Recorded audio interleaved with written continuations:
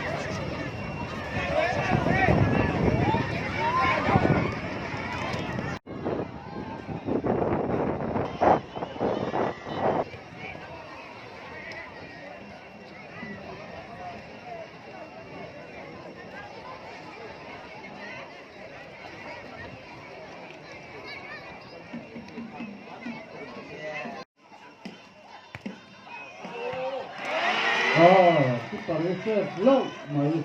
agora se sai.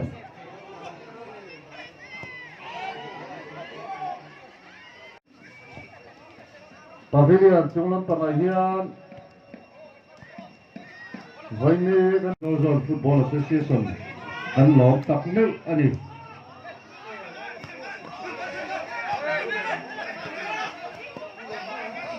a pawl lam hi ani a sen lam hi buak pui veteran football captain ni